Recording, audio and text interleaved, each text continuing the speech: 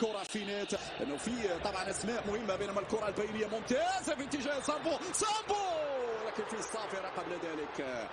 في الصافره قبل ذلك اول عمليه انسلام سامبو يدخل واحتجاج من اخوان كارلوس غاريدو على الحكم الرابع في اتجاه ايمن سامبو. وصلت الحسوني التسديده لكن بعيده تماما. ايمن الحسوني اول كره واول تسديده بعد مجهود من سامبو ولا حتى الكره بشكل ممتاز. لاحظ التغطيه السيئه التغطيه رجعت لي الحسوني سدد كما جاءت ولكن يحيى عطية الله يرفع داخل منطقه الجزاء في ارسن في كذلك زولا بالراس. جول جول جول جول جول يا سامبو يا سامبو يا سامبو يا رامبو يا سامبو يا رامبو.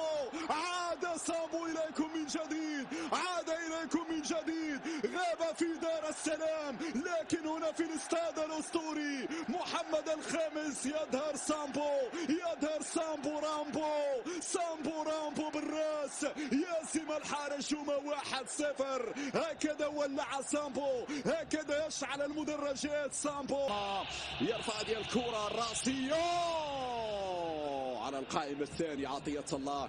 هنا تقديره كان جيد. لا لا لا لا لا يا المطيع لا يا المطيع. دينيس يطلب الكرة هنا التسديدة إلى الركني يوجد نفسه هجوميا ورانتو رايع بو سفيان العرضية والثاني يا سامبو يا سامبو الثاني كان قريبا لولا تصدي جوما. هذا هو سامبو لما عادت الأهداف. لدينا كرة خطيرة هنا الأمامية المطيع في اصطدام مع يحيى جبران. سلامات يحيى هنا كان في اصطدام لا زالت التماس مرة أخرى. سيف الدين بوارا وبالراس يا سامبو أمامك المرمى يا سامبو أمامك المرمى يا سامبو. في النهاية طالت مباشرة إلى ضربة مرمى الحكم. خسر يحيى هذا ما تكلمت عنه. التسديدة أم لا ملعوبة الكرة ملعوبة. عندنا الكرة سيف الدين بوارا الحارس كان متقدم. امشي يا سيف الدين سيف الدين والحكم يعلن عن ضربة جزاء في هذه اللحظات. ضربة جزاء في هذه اللحظات لفائدة فريق الوداد الرياضي. كورتك يا سامبو فيها جول ولازم يكون الايقاع اسرع وهكذا تربك دفاعات سيمبا. الكرة ممتازة العرضية جول فيها جول الحسوني والحكم يرفع الراية بوجود تسلل في اللقطة الأمامية بوجود عطية الله. هنا بو سفيان والهدف يضيع الثاني كان قريب من قدم اللاعب حسوني ممتاز على الطاير كما جاءت هنا السدادة باليمنى على الطاير. بن عيادة يرفع في اتجاه سامبو والدفاع يتدخل صايدي يمشي بها الى الامام بالراس والمطيع بعد ذلك ناحية اللعب أناجم انسل وماذا هناك يحتاج محمد أناجم. نهاية المطاف الكرة تخرج إلى ضرب.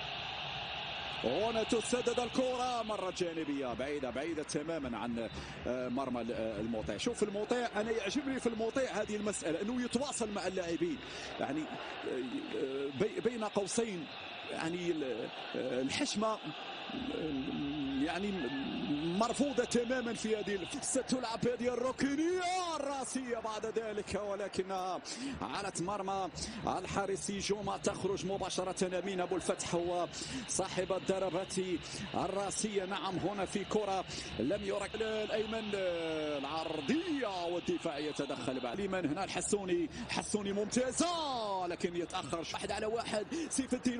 سيف الدين عليها يا سيف الدين. المراوغة الأولى صح ولكن لماذا الإكثار من المراوغات يا سيف الدين؟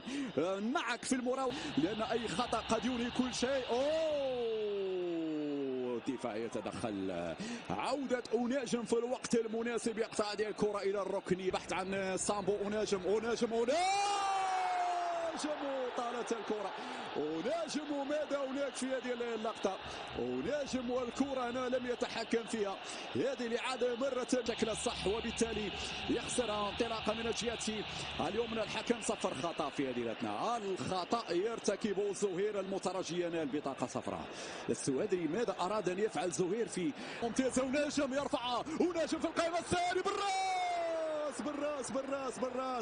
بالراس كرة الهدف الثاني تضيع عن طريق اللاعب الحسوني.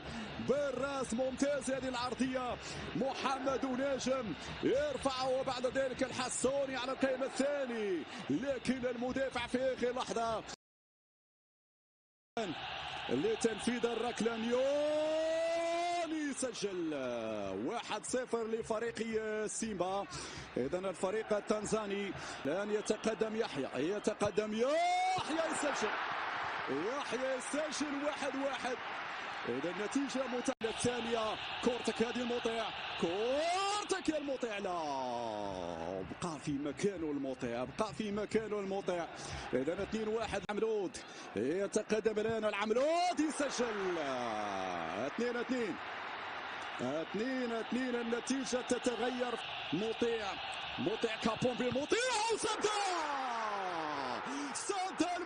صد المطيع برافو يوسف أمين يتقدم يسجل أمين أبو الفتح. يريد مطيع هذه كرتك يا المطيع. موزيس سجل في يتقدم عبد الله